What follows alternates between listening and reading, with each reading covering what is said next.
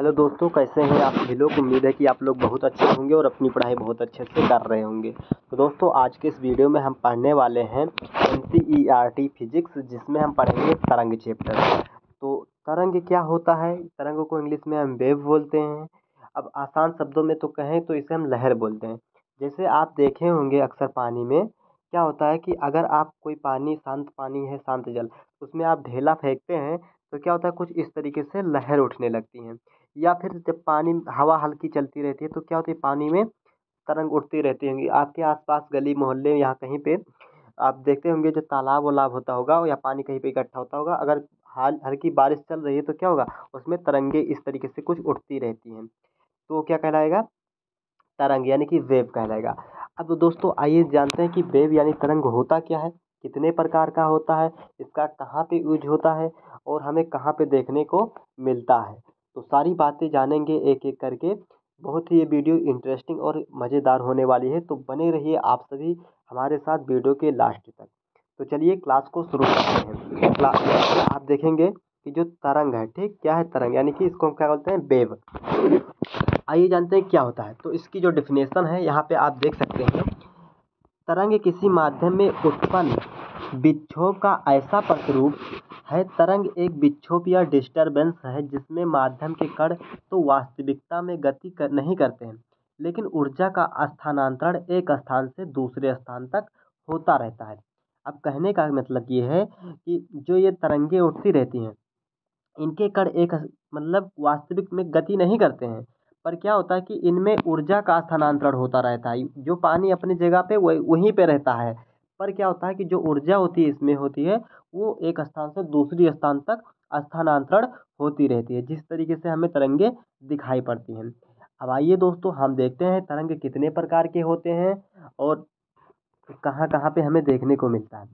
तो सबसे पहले हम जानेंगे तरंगों के प्रकार कि तरंग कितने प्रकार के होते हैं। तो जो तरंग होते हैं ये मुख्यतया दो प्रकार के होते हैं। एक तो होता है यांत्रिक तरंगे और दूसरा होता है विद्युत चुंबकीय तरंगे, ठीक। अब जो यांत्रिक तरंगे होता है, इसमें क्या होता है दोस्त कि इन तरंगों में के संरक्षण के लिए माध्यम की कोई आवश्यकता नहीं होती है।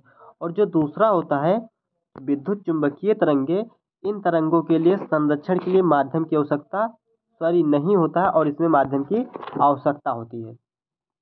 अब बात करते हैं कि ये कितने प्रकार की होती हैं यांत्रिक तरंगे। तो ये दो तरीके की होती हैं, एक होता है अनुप्रस्थ तरंगे और दूसरा होता है अनुदैर्ध्य तरंगे, ठीक। और ये 7 प्रकार की होती हैं ये तरंगे। तो पहला इसका जो है ये गामा किरणें आप देखेंगे, दूसरा होगा एक्स किरणें, तीसरा है पराबैंगनी किरणें, चौथा है दृश्य किरणें, पांचवा अवरक्त किरणें, छठवां सूक्ष्म किरणें और सातवां है रेडियो किरणें। तो 7 प्रकार की होती हैं विद्युत चुंबकीय तरंगे और यांत्रिक तरंगे होती हैं 2 प्रकार की। यांत्रिक तरंगों में क्या खासियत है, इसमें माध्यम की आवश्यकता पड़ती है, जबकि विद्युत चुंबकीय तरंगों में माध्यम की आवश्यकता हमें नहीं पड़ती है। अब आइए दोस्तों एक एक करके सभी को अच्छे से जान लेते हैं।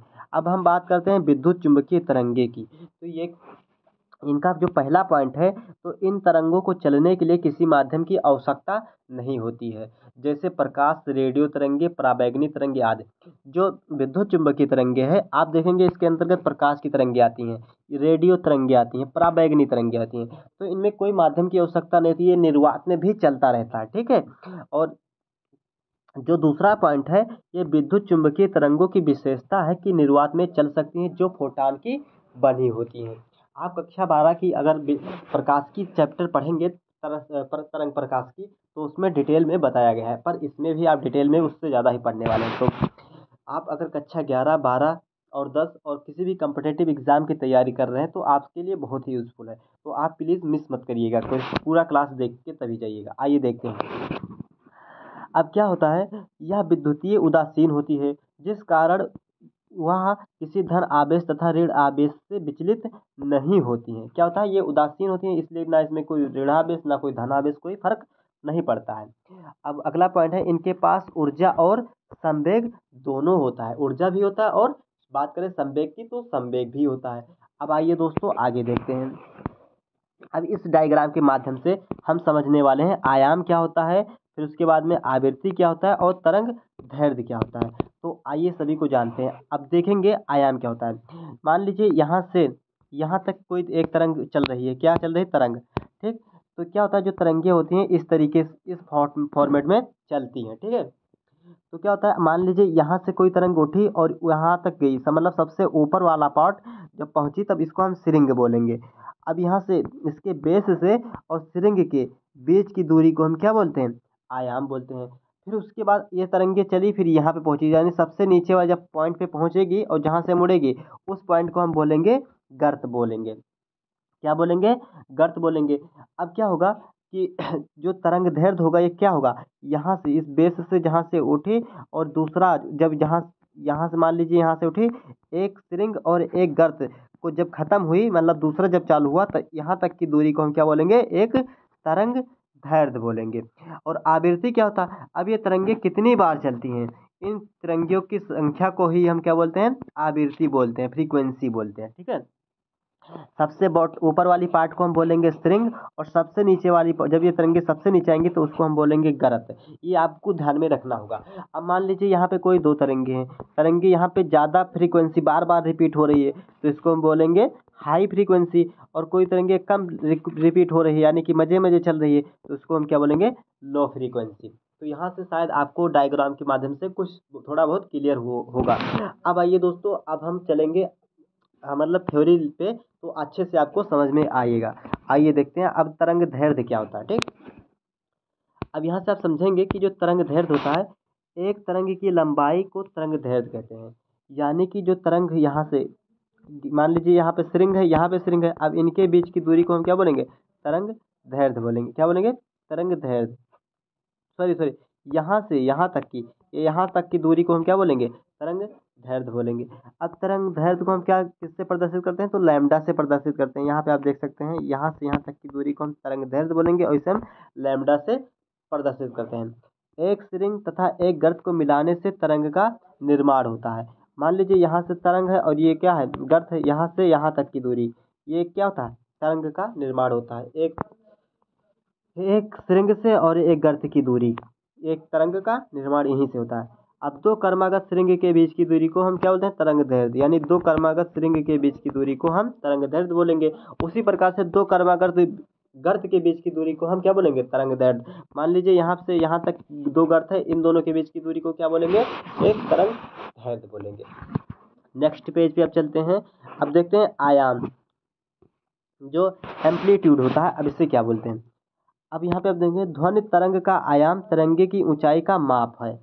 क्या है, तरंगों की ऊंचाई का माप है। ध्वनि तरंग के आयाम को ध्वनि उत्पन्न होने पर उनकी औसत स्थिति से मध्यम के कंपन कणों की तीव्रता या अधिकतमता विस्थापन की मात्रा के रूप में परिभाषित किया जा सकता है।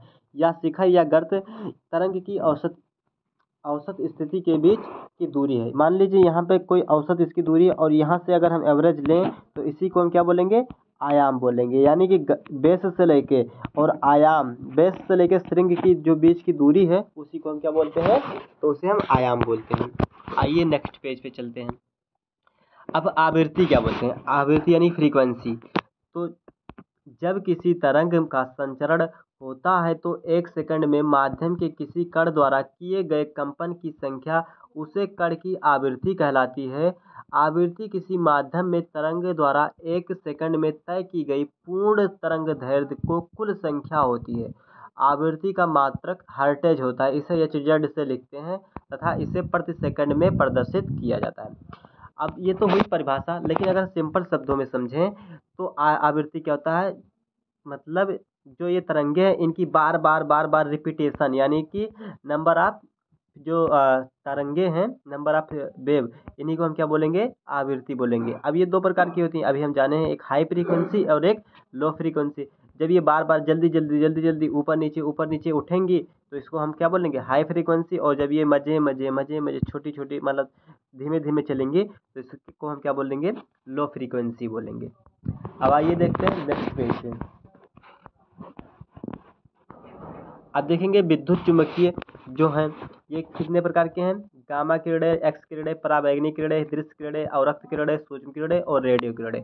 ये 7 प्रकार की होती हैं और इनकी क्रम संख्या इसी तरीके से होता है। ये परीक्षाओं में हमें देखने को मिलता है, इनके कर्म को देखने के लिए। तो इनका ऐसे ही कर्म होता है, गामा किरणें, उसके बाद एक्स किरणें या पराबैंगनी किरणें, दृश्य किरणें, अवरक्त किरणें, सूक्ष्म किरणें और रेडियो किरणें। ठीक। अब आइए दोस्तों देखते हैं एक एक करके। पहले देखेंगे गामा किरणें क्या होती हैं। तो जो गामा किरणें होती हैं इसकी वेधन क्षमता सर्वाधिक होती है। क्या होती है? इसकी वेधन क्षमता सबसे ज़्यादा होती है। इसका तरंग दैर्ध्य 10⁻⁻14 मीटर से 10⁻−10 मीटर के बीच होता है। ठीक। इनकी आवृत्ति तथा ऊर्जा क्या होती है? अधिकतम होती है। यह शरीर में सबसे अधिक गहराई तक जाती है। इसका प्रयोग कैंसर उपचार तथा अनाजों की कीटों से रक्षा के लिए किया जाता है। किसका? गामा किरणों के लिए। रेडियो एक्टिव पदार्थ में गामा किरणें उत्पन्न होती हैं। अब आइए अगले पेज पे चलते हैं। अब देखते हैं एक्स किरणें कि एक्स किरणें क्या होती हैं। तो जो एक्स किरणें होती हैं इसका तरंग दैर्ध्य 10⁻−10 मीटर से 10⁻8 मीटर तक होता है। ठीक है। इसकी खोज विल्हेम रामसंजन ने की थी। ठीक। अब यहाँ पे देखेंगे हड्डी तथा रत्न के जांच के लिए एक्सरे का प्रयोग किया जाता है। एक्स जो किरणें है इसी का प्रयोग किया जाता है। इनका उपयोग हवाई अड्डों, रेल टर्मिनोलॉजी और अन्य स्थानों पर यात्रियों के सामान जो होता है उसको स्कैन करने के लिए स्कैनर के रूप में किया जाता है। आप यहाँ पे दृश्य के माध्यम से देख सकते हैं। यहाँ पे क्या होता है? हाथों की हड्डियाँ एक्स किरणों के माध्यम से ही देखा जाता है। अब आइए आगे देखते हैं पराबैंगनी किरणें। अभी ये क्या होती हैं? तो जो पराबैंगनी किरणें होती हैं इसकी खोज जोहान रिटर ने की थी। किसने, कौन किया था? तो जोहान रिटर। इसका तरंग 10⁸ मीटर से 10⁻6 मीटर तक होता है। इसके कारण स्किन कैंसर हो सकता है। किसके कारण? पराबैंगनी के किरणों के कारण। यह जीवाणुओं के क्रोमोसोम को परिवर्तित कर देते हैं, जिस कारण इसका प्रयोग पानी शुद्ध करने के लिए आरओ मशीन में करते हैं। पराबैंगनी किरणों का संसार मंडल में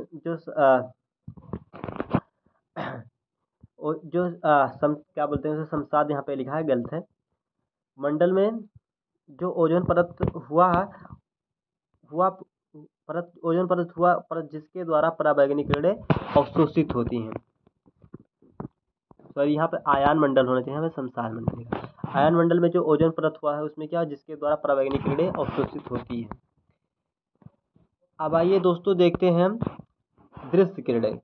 तो ये हम किरण प्रकाश की चैप्टर जो पढ़े हैं इसके पहले, उसमें इसको हम डिटेल में पढ़े थे, तो आप जाके उस वीडियो को भी देख लीजिएगा। अभी क्या होता है, इसकी खोज न्यूटन ने की थी। कौन किया था? तो न्यूटन ने।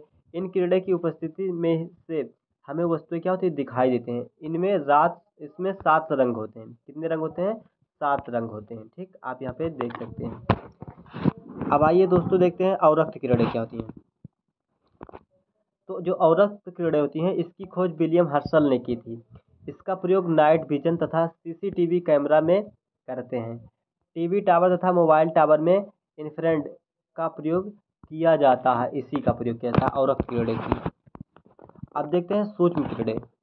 सूक्ष्म किरणें क्या होती हैं? इसकी खोज एनरिक हेरिटेज ने की थी।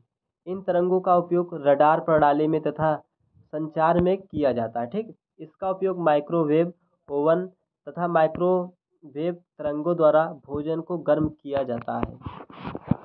आइए अब देखते हैं रेडियो तरंगे कि रेडियो तरंगे क्या होती हैं। इसका तरंग दैर्ध्य 1 मिलीमीटर से 100 किलोमीटर तक होता है। इनका प्रयोग मुख्यतः बिना तार के वातावरण या बाहरी एवं के द्वारा सूचना का आदान प्रदान या परिवहन में होता है। रेडियो प्रसारण टेलीविजन तथा रडार में रेडियो तरंग का प्रयोग करते हैं। ठीक, आइए देखते हैं यांत्रिक तरंगे। अब जो यांत्रिक तरंगे होती हैं यह 2 प्रकार की होती हैं, ये तो हमें मालूम ही है। अब ऐसी तरंगे जिनका संरक्षण के लिए भौतिक माध्यम की आवश्यकता होती है यांत्रिक तरंगे कहलाती हैं। जैसे कि आप देखेंगे अनुप्रस्थ तरंगे जिसे हम ट्रांसवर्स वेव बोलते हैं, अनुदैर्ध्य तरंगे जिसे हम लॉन्गिट्यूडिनल वेव बोलते हैं। अब ये क्या होता है कि जो ये अनुप्रस्थ तरंगे होते हैं ये क्या होता है, अगर स्प्रिंग कोई यहाँ पे मान लीजिए कोई रस्सी आप यहाँ पे बांध दें और एक हाथ से झटकेंगे तो ये ऊपर नीचे इस तरीके से चलेंगे, तो इससे क्या बोलेंगे? अनुप्रस्थ तरंगे। अब मान लीजिए कोई स्प्रिंग है तो यहाँ पे आप एक बार खींचेंगे तो ये क्या होगी, सिकुड़ेंगे फिर जड़ेंगे फिर सिकुड़ेंगे, यानी इनकी में संपीड़न की क्षमता पाई जाती है। तो एक बार सिकुड़ेंगी फिर उठेंगी फिर उठेंगी, तो इस तरीके से क्या बोलेंगे, अनुदैर्ध्य करेंगे। अब देखते हैं अनुप्रस्थ तरंगे। जब किसी माध्यम में यांत्रिक तरंगों में संचरण होने पर माध्यम के कान तरंग के संरक्षण की दिशा के लंबवत सरल रेखीय गति कंपन करते हैं, तो तरंगों को हम अनुप्रस्थ तरंगे बोलते हैं। अब आइए देखते हैं अनुप्रस्थ तरंगों के उदाहरण कुछ देख लेते हैं।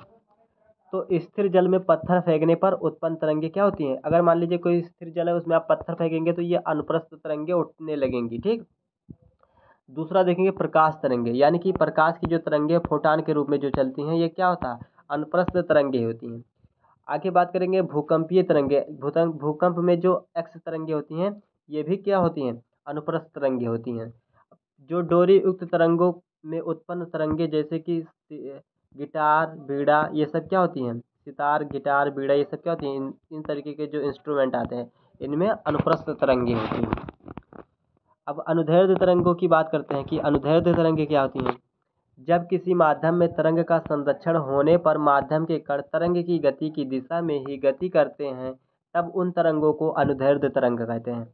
तार की एक लंबी स्प्रिंग के एक सिरे को दीवार से बांधकर तथा दूसरे सिरे को पकड़कर आगे पीछे करने पर स्प्रिंग लंबाई के अनुदिश कंपन करने लगती है एवं स्प्रिंग में अनुदैर्ध्य तरंग संचारित होने लगती है।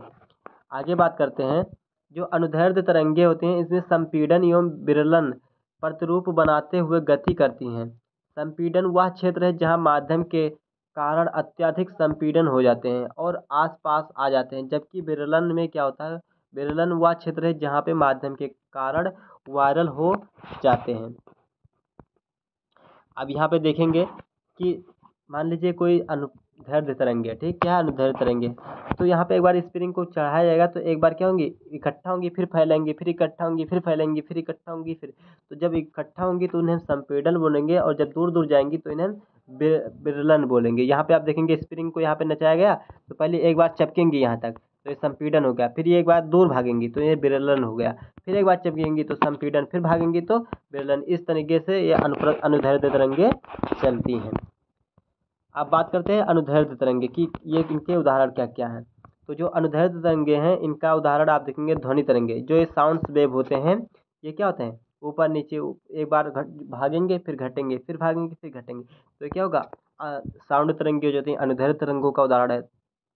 भूकंपीय तरंगे, यहाँ पे आप देखेंगे तो ये भी क्या है, ये भी इसी का उदाहरण है अनुदैर्ध्य तरंगे का। सर्पिलाकार स्प्रिंग में उत्पन्न, यहाँ पे सर्पिलाकार स्प्रिंग आप देखेंगे तो ये भी क्या है, ये भी अनुदैर्ध्य तरंगों का ही उदाहरण है। तो चलिए दोस्तों, इसी के साथ वीडियो को करते हैं समाप्त। आई होप कि आपको वीडियो समझ में आया होगा। अगर वीडियो पसंद आया हो तो वीडियो को एक प्यारा सा लाइक दे दीजिए और चैनल पे पहली बार हो तो चैनल को सब्सक्राइब कर लीजिए। फिर मिलते हैं किसी मज़ेदार वीडियो के साथ, तब तक के लिए जय हिंद जय भारत। अगर आपको वीडियो पसंद आया हो तो वीडियो को कृपया प्लीज़ इसे लाइक ज़रूर करें।